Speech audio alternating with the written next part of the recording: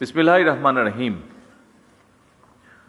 উপজেলা স্বাস্থ্য ও পরিবার কল্যাণ কর্মকর্তাগণের সম্মেলনে এই আজকের এই অনুষ্ঠানের সম্মানিত সভাপতি, সরকারের মন্ত্রী এবং উপদেষ্টা ও কর্মকর্তাবৃন্দ, বিশেষজ্ঞ চিকিৎসক, গবেষক, পেশাজীবী সংগঠনের নেতৃবৃন্দ এবং উপস্থিত সুধীবৃন্দ, আসসালামু আলাইকুম।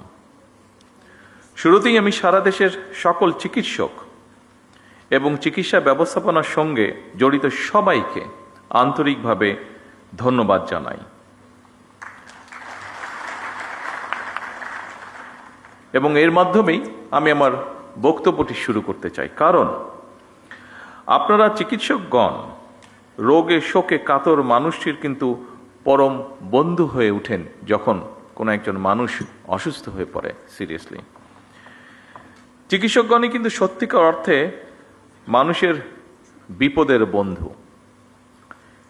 এটি আমার নিজের ঘর দিয়ে আমি বুঝতে পারি।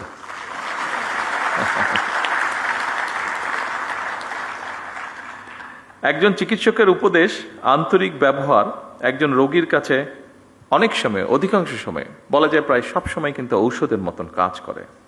ফলে একজন চিকিৎসকের জন্য পেশাগত উৎকর্ষতার পাশাপাশি একজন মানবিক মানুষ হিসাবেও গড়ে ওঠাটা অত্যন্ত প্রয়োজন, অত্যন্ত জরুরি। যে কোনো শ্রেণী পেশার মানুষের চেয়ে চিকিৎসা পেশার ভূমিকা সবচেয়ে বেশি এবং গুরুত্বপূর্ণ। এমন বাস্তবতায় আজকের উপজেলা স্বাস্থ্য এবং পরিবার কল্যাণ কর্মকর্তাদের এই সম্মেলন অবশ্যই এই জাতির জন্য বা এই দেশের জন্য অত্যন্ত তাৎপর্যপূর্ণ। দেশের স্বাস্থ্য ব্যবস্থা এবং প্রাসঙ্গিক বিষয় এতক্ষণ বিভিন্ন বক্তা অত্যন্ত গুরুত্বপূর্ণ বক্তব্য রেখেছেন। বর্তমান সরকার সুস্বাস্থ্যের বাংলাদেশ এরকম একটি দেশ ধীরে ধীরে গড়ে তুলতে চায়। জাতীয় নির্বাচনের আগে আমরা জনগণের কাছে স্বাস্থ্যনীতির রূপরেখা তুলে ধরেছিলাম। চিকিৎসা ব্যবস্থায় বর্তমান সরকারের নীতি হচ্ছে prevention is better then cure.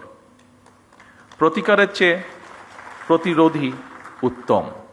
নিশ্চয়ই আপনাদের অভিজ্ঞতার আলোকেও এ কথাটি আপনারা বলবেন। আমরা যদি রোগের শুরুতেই রোগ প্রতিরোধের ব্যবস্থা নিতে পারি তাহলে রোগের বিস্তার মোকাবেলা অনেক বেটারভাবে সম্ভব। আমাদের এই নীতি বাস্তবায়নে উপজেলা স্বাস্থ্য ও পরিবার কল্যাণ কর্মকর্তাদের ভূমিকা, অর্থাৎ আপনাদের ভূমিকা অনস্বীকারযোগ্য। দুঃখজনক হলেও সত্য, বর্তমানে বিশেষজ্ঞ চিকিৎসক, বিশেষায়িত হাসপাতাল অথবা উন্নত ল্যাব প্রায় সবকিছুই শহর কেন্দ্রিক, কিংবা আরও সুনির্দিষ্টভাবে যদি আমরা বলতে চাই তাহলে অবশ্যই রাজধানী ঢাকা কেন্দ্রিক। এরকম বাস্তবতা থেকে বেরিয়ে এসে যদি আমরা জেলা উপজেলা ভিত্তিক হাসপাতাল কিংবা ক্লিনিকগুলোর মাধ্যমে উন্নত চিকিৎসা সেবা নিশ্চিত করতে পারি বা চাই, তাহলে বিশেষজ্ঞ চিকিৎসকগণ যেন জেলা উপজেলায় চিকিৎসা সেবা দিতে স্বাচ্ছন্দ্য বোধ করবেন। অপরদিকে রোগীদেরকে শারীরিক এবং আর্থিকভাবে আরও কষ্ট করে ঢাকামুখী হতে হবে না।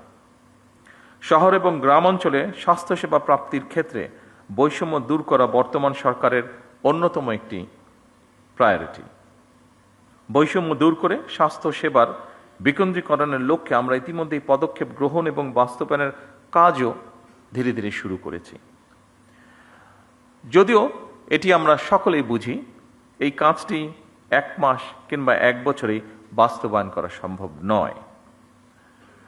সম্মানিত সকল উপস্থিতবৃন্দ, বিভিন্ন পরিসংখ্যান এবং স্বাস্থ্য বিশেষজ্ঞগণ বলেন যে দেশের মোট মৃত্যুর 71% অসংক্রামক রোগের কারণে হয়ে থাকে।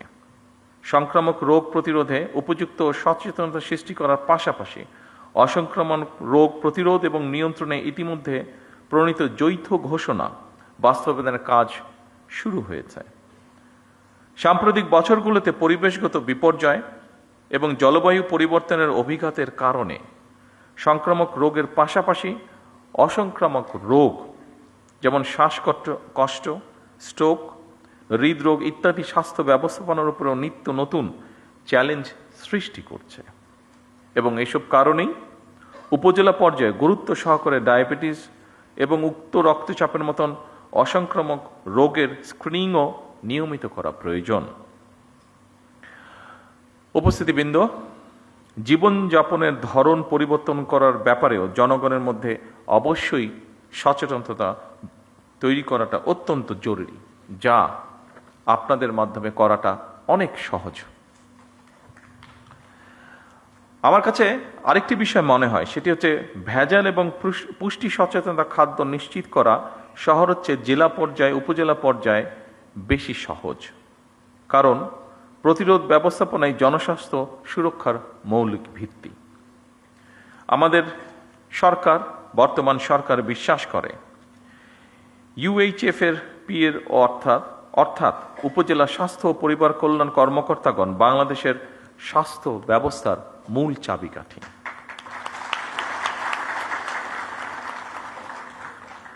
মানসম্মত চিকিৎসা ব্যবস্থা বা চিকিৎসা সেবা সাধারণ মানুষের দৌড়গড়ে পৌঁছে দেওয়ার কর্মযজ্ঞে উপজেলা স্বাস্থ্য কর্মকর্তা এবং সদস্যগণ প্রথম সারির যোদ্ধা।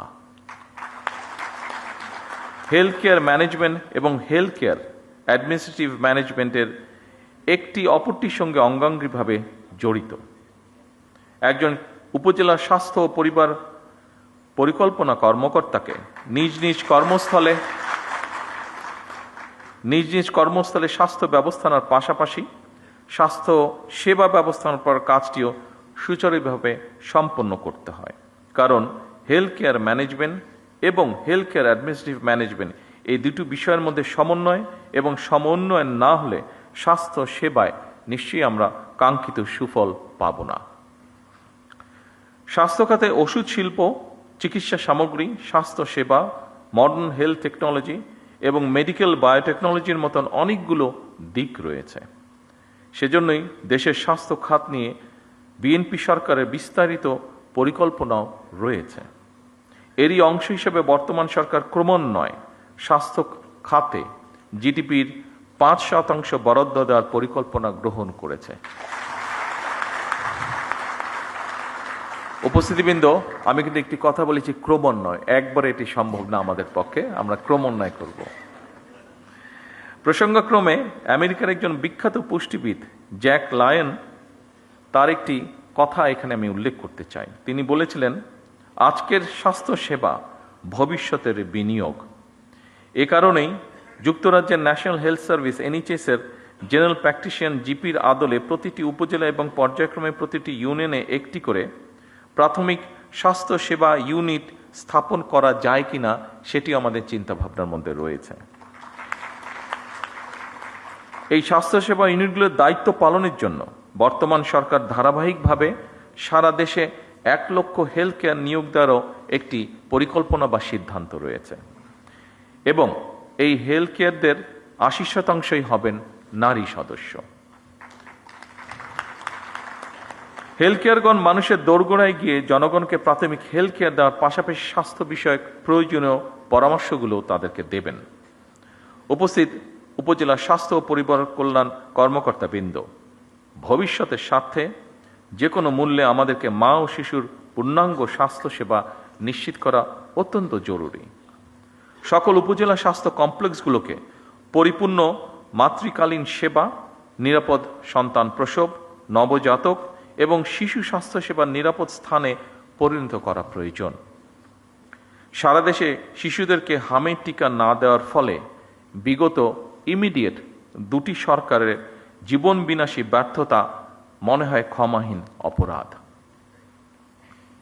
ভবিষ্যতে আর কখনোই যাতে এ ধরনের ঘটনার পুনরাবৃত্তি না হয়, বর্তমান সরকার সারা দেশে জরুরি ভিত্তিতে হামের টিকা দিয়ে তড়িৎ ব্যবস্থা নেওয়ায় আল্লাহর রহমতে পরিস্থিতি অবনতি কিছুটা রোধ করা সম্ভব হয়েছে এবং আমরা দৃঢ়ভাবে বিশ্বাস করি আপনাদের ঐকান্তিক প্রচেষ্টার ফলে এটিকে আমরা রোধ করে নিয়ে আসতে সক্ষম হব ইনশাআল্লাহ।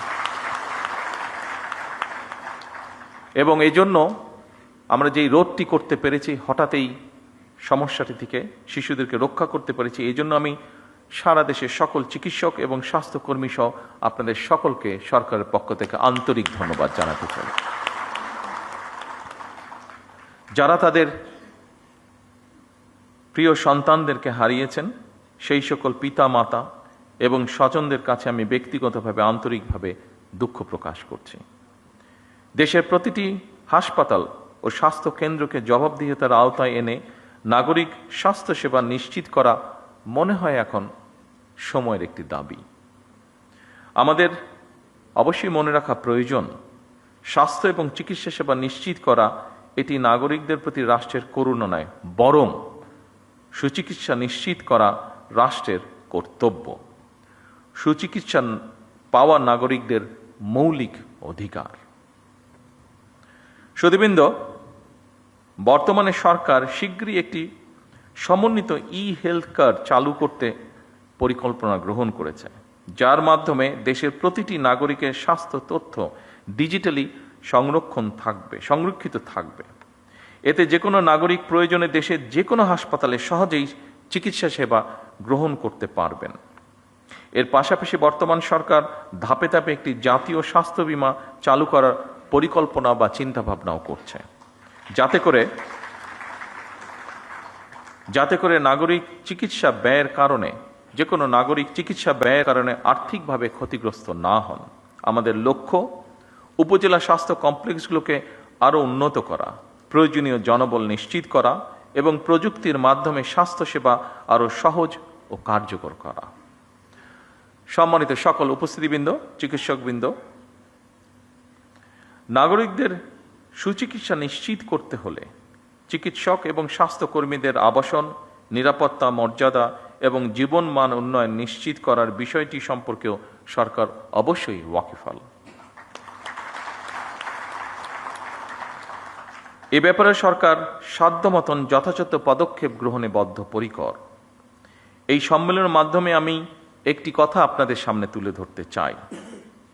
প্রত্যেক উপজেলা স্বাস্থ্য ও পরিবার পরিকল্পনা কর্মকর্তা নিজ নিজ এলাকায় একটি কার্যকর, জবাবদিহিমূলক এবং মানবিক স্বাস্থ্যসেবা গড়ে তুলতে নেতৃত্ব দেবেন। একটি সুস্থ জাতি গড়ার যে স্বপ্ন বা যে আকাঙ্ক্ষা আমাদের মধ্যে রয়েছে, সেই আকাঙ্ক্ষাকে বাস্তবায়নের রূপ দেওয়ার মূল কারিগর কিন্তু আপনারা। আমরা সবাই মিলে একটি স্বাস্থ্য ব্যবস্থা গড়তে চাই, যা হবে সবার জন্য সহজলভ্য, কার্যকর এবং মানবিক। আপনারা একটি জবাবদিহিমূলক, টেকসই এবং জনকেন্দ্রিক স্বাস্থ্যসেবা ব্যবস্থা গড়ে তুলতে সক্ষম হবেন, আমি দৃঢ়ভাবে বিশ্বাস করি।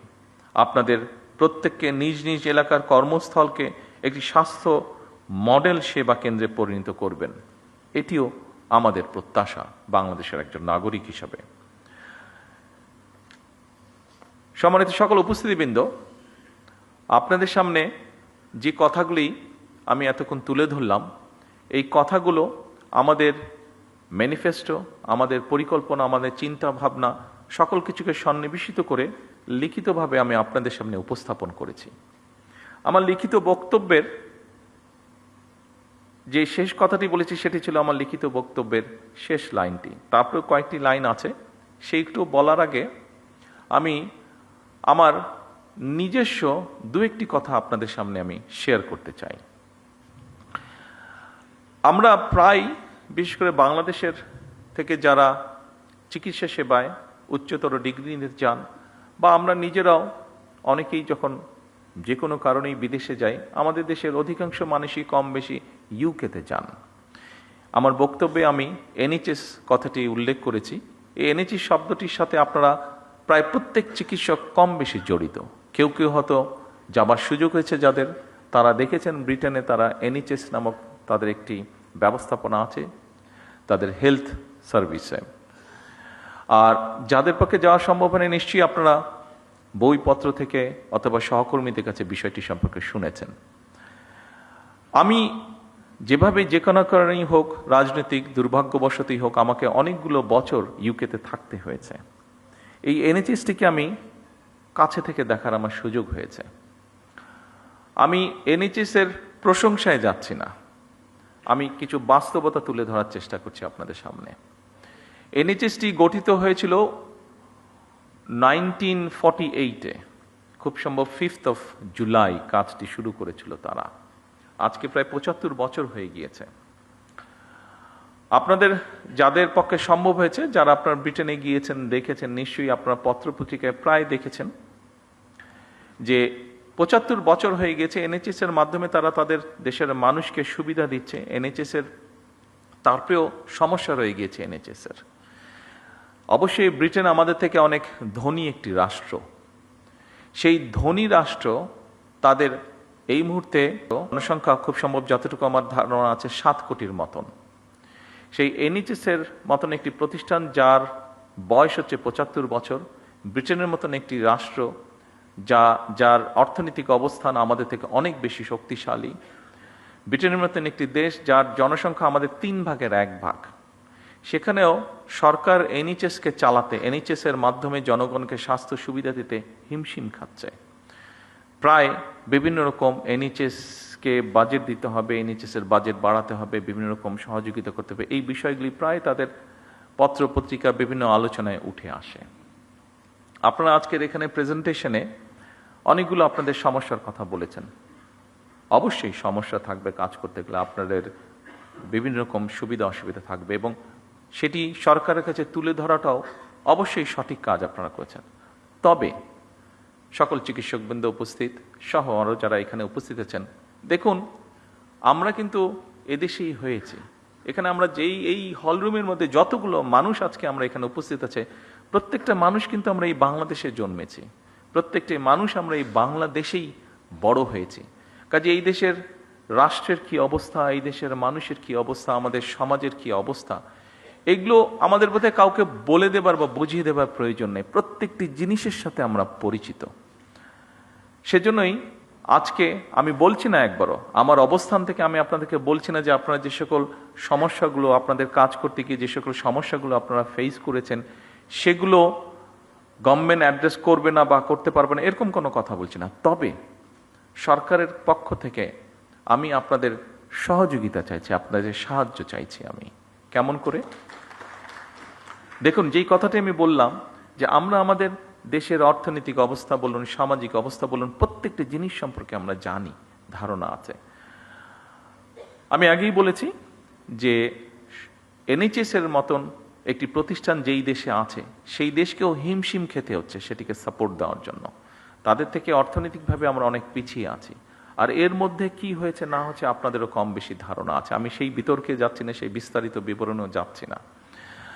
আমরা যদি প্রত্যেকে, যেমন যেই প্রেজেন্টেশনটি প্রথম দিকে আমরা দেখেছি একটা বইয়ের বিভিন্ন পাতা, ওই বইটা মনে হয় আপনাদের কাছে আছে, এখানেও আছে, এটা 6 নম্বর পেজে স্বাস্থ্য প্রতিমন্ত্রী সাহেব, আমি ওনাকে তখন বলছিলাম যে আবর্জনার একটি উপজেলা স্বাস্থ্য কমপ্লেক্সের সামনে একটি অ্যাম্বুলেন্স দাঁড়িয়ে আছে এবং সাইডে অনেকগুলো আবর্জনা পড়ে আছে।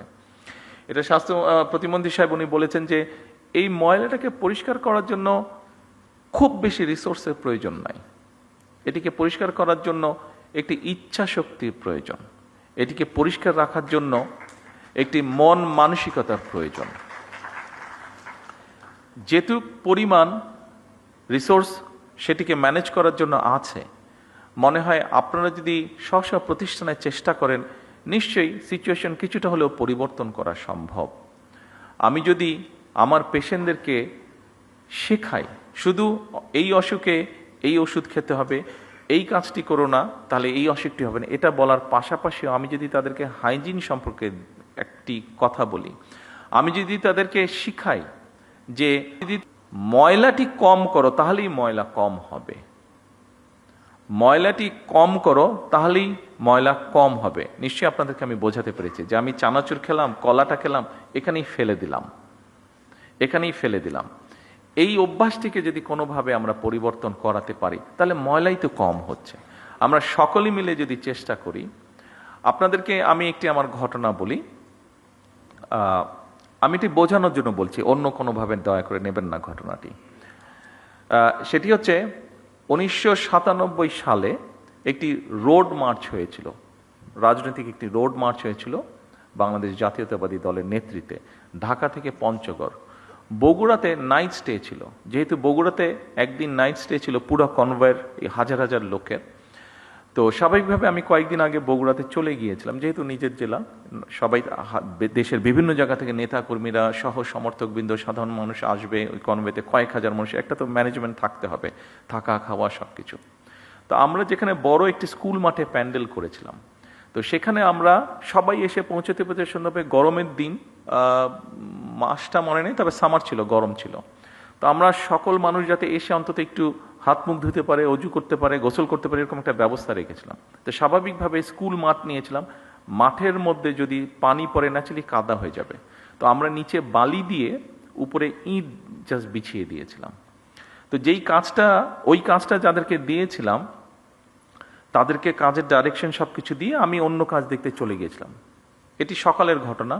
রাত্রে যখন আমি প্রায় 9টার দিকে আসলাম, এটি আগের দিনের ঘটনা, যেদিন রোড মার্চ আসবে আগের দিনের ঘটনা, 9টার দিকে আসলাম, দেখলাম যে ইটগুলো নিয়ে আসা হয়েছে। যাদেরকে ইটের কথা বলেছে, আমাদেরই এক নেতা ছিল, তার ইটের ভাটা ছিল, সে বলেছে যে আমি ইট দেবো। ঠিক আছে, ভেরি ওয়েল, তাহলে আমাদের ইট আর কিনতে হয়নি। তো আমি এসে দেখলাম যে ইটগুলা এসে ইট ভাটা থেকে এসে এক জায়গায় স্ট্যাক করে রেখে গিয়েছে। তো আমি বললাম যে কী ব্যাপার, এগুলো বিছানো হয়নি কেন? তো তখন আমাকে সবাই বললো যে লেবার যারা আসার কথা ছিল এখন আসেনি, হয়তো আসবে, তারপরে বিছাবে। তো শুনে আমার মেজাজটা একটু খারাপই হলো।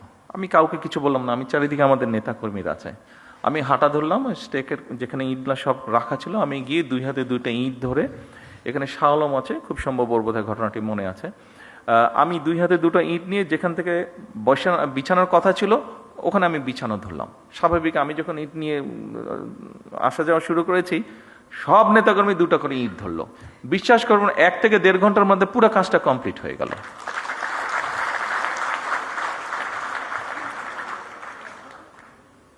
আপনারা যে যেখানে কাজ করছেন, আপনারা সেখানকার নেতৃত্ব, আমি আমার বক্তব্যে বলেছি, কাজে আপনাদের উপরে অনেক কিছু নির্ভর করছে।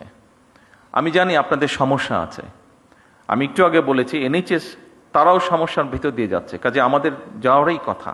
তাদের অর্থনৈতিক অবস্থা অনেক শক্তিশালী, কিন্তু আপনারা যদি, এটি আপনার প্রতিষ্ঠান, ওখানে আপনি নেতৃত্ব দিচ্ছেন, আপনি যদি চান, 100% সম্ভব না, বাট অনেক সমস্যার সমাধান করা কিন্তু সম্ভব।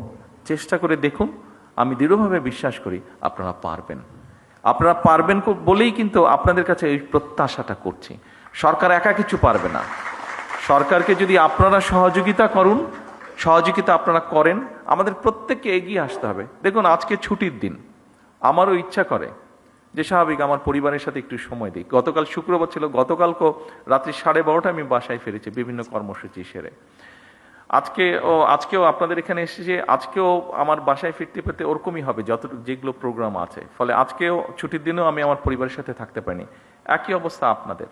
কিন্তু যে কথাটি আমি বলতে চাচ্ছি, দেশটি তো আমাদের সবার। আমরা সকলে মিলে যদি চেষ্টা করি একটু একটু করে, আমি বলছি না যে আপনারা সবাই একজনই সব করে ফেলবেন, কিন্তু সবাই যদি একটু একটু করে আমরা করি, একটু তো পরিবর্তন নিশ্চয়ই হবে। কেন হবে না? অবশ্যই হতে হবে। অন্য দেশের মানুষ যদি পারে, আমরাও পারব। আমি সংক্ষিপ্ত একটি ঘটনা বলে, এই ঘটনাটি 2 দিন আগের ঘটনা, সংক্ষিপ্ত একটা ঘটনা বলে আমার বক্তব্য শেষ করব, কারণ সময় চলে যাচ্ছে, আপনাদেরও কাজ আছে, যেতে হবে। ঘটনাটি হচ্ছে, আপনাদের একটি নামের সাথে মনে হয় আপনারা সবাই না হলেও বেশ কিছু মানুষ পরিচিত আছেন। ফাতেমা নামে একটি নাম। এই মেয়েটি আমার আম্মার সাথে জেলেও ছিলেন, যেহেতু আম্মা অসুস্থ ছিলেন। ও অনেক বছর ধরে আছে, আমাদের পরিবারের একজন সদস্য হয়ে গিয়েছে সে। তো এখন 2 দিন আগে তার এক আত্মীয়, ওর বাড়ি বরিশালের দিকে, তো 2 দিন আগে তার এক আত্মীয়, আমরা এখানে প্রসূতি মায়ের কথা বলেছি, তার এক আত্মীয় বলে তার এরকম কমপ্লিকেশন দেখা দেবার পরে হাসপাতালে নেওয়া হলো। হাসপাতালে নেওয়ার সাথে বরিশাল হাসপাতালে নেওয়া হলো। হাসপাতালে নেওয়ার সাথে সাথে তারা বললো বিভিন্ন রকম কমপ্লিকেশন, ওখানে ইনকিউবেটর বলতে আপনি পাঠিয়েছেন না একমিশন, তো নেই, তাকে সাথে সাথে ঢাকায় রেফার করা হচ্ছে। কিন্তু আমি যতটুকু শুনছি, আমি তো ডাক্তার না, বাট আমি যতটুকু বাসায় যাওয়ার পরে আমার স্ত্রীর কাছে শুনলাম যে সামান্য বেসিক জিনিসটা ওখানে দেওয়া সম্ভব হয়নি বা দিচ্ছে না, ঢাকায় সাথে সাথে পাঠিয়ে দিচ্ছে। কিন্তু ফাতেমা স্বাভাবিকভাবে আমার ওয়াইফকে বলেছে, উনিও দু একজনের সাথে কথা বলেছেন, সেই জন্য ফাতেমা সেই আত্মীয় খুব স্বাভাবিকভাবে বেটার চিকিৎসা পেয়ে গিয়েছে। কিন্তু প্রশ্নটি যেটা, সেটা হচ্ছে সবাই তো ফাতেমা না, বা সবাই ফাতেমার আত্মীয় না। ফাতেমার আত্মীয় হয়তো, সে যেহেতু ফাতেমা ছিল সেই জন্য আমার স্ত্রী ঘটনাটি জানতে পেরেছে, স্বাভাবিকভাবে উনি টেক কেয়ার করেছেন। তার আত্মীয়টা বাচ্চাটা হয়েছে বাট অসুস্থ, তারপরেও মোটামুটিভাবে ম্যানেজ করা গিয়েছে, ঢাকায় আর আনতে হয়নি খুব সম্ভবত, যতটুকু আমি জানি। আর সামহাও মিনিস্টার সাহেবও জানার পরে উনিও কিছুটা ইন্টারফেয়ার করেছেন, ফলে এখান থেকে সাথে সাথে একটা মেশিন বোধহয় ছিল না, মেশিনটা বোধহয় পাঠানো হয়েছে, ফলে ওর আত্মীয়র বদলতে অনেকগুলো শিশু এখন সেই সুবিধাটা পাবে, অনেকগুলো শিশু সেই কষ্ট থেকে বা সেই সমস্যা থেকে, সেই বিপদ থেকে বেঁচে যাবে। কিন্তু যেই কথাটা আমি বলতে চাইছি, ওখানে যারা দায়িত্বরত ছিলেন তারা যদি আরো একটু যত্নশীল হতেন, তারা যদি আরো একটু কেয়ারফুল হতেন, তাহলে হয়তো অনেকগুলো সমস্যাকে এড়ানো যেত, সব না হলে অনেকগুলো সমস্যাকে এড়ানো যেত। আপনাদের কাছে আমার অনুরোধ থাকবে,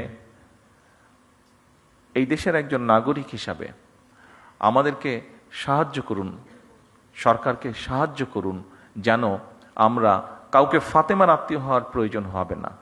যে কোনো মানুষ যাতে মিনিমাম হলেও চিকিৎসা সুবিধাটি দিতে পারেন। আর আপনাদের যে সমস্যাগুলো আছে, আপনাদের কাজ করতে গিয়ে যে সমস্যাগুলো আছে, আপনারা এখানে উল্টে কি করেছেন, সেই সমস্যাগুলো একবারে আমাদের পক্ষে সমাধান করা সম্ভব না, এটি আপনারাও বুঝতে পারেন।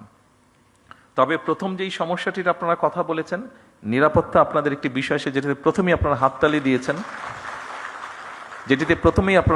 দিয়েছেন, আমি জিজ্ঞেস করলাম যে ওটাতে আপনারা হাততালি দেন, খুব সম্ভব 3 নম্বর পয়েন্ট ছিল বোধহয় ওটা। এই 3 নম্বর পয়েন্টটি, এখানে স্বরাষ্ট্রমন্ত্রী সাহেব আছেন, ওনার সাথে আমি আজ না হয় কালকেই স্বাস্থ্যমন্ত্রীকে নিয়ে, প্রতিমন্ত্রীকে নিয়ে এবং সেক্রেটারি সাহেবকে নিয়ে ইমিডিয়েটলি আমি স্বরাষ্ট্রমন্ত্রী সাহেবের সাথে বিষয়টি আলাপ করব। কারণ স্বভাবতই আমি যদি আমার নিরাপত্তা নিয়ে চিন্তিত থাকি, অন্য কোনো কাজে আমি কনসেন্ট্রেট করতে পারবো না। সেই জন্য আমরা সরকারের পক্ষ থেকে চেষ্টা করব এই বিষয়টি কিভাবে ইমিডিয়েটলি অ্যাড্রেস করা যায়। বাকি সমস্যাগুলো ইনশাল্লাহ পর্যায়ক্রমিকভাবে, একটি দুঃখজনক দুর্ঘটনা ঘটেছে, সেটি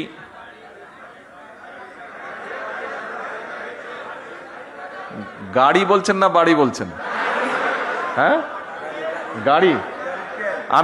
আমি আসছিলাম, সেটাতেই আমি আসছিলাম, জি, টেইলার ড্রাইভার, সেটাতেও আমি আসছিলাম। দেখুন,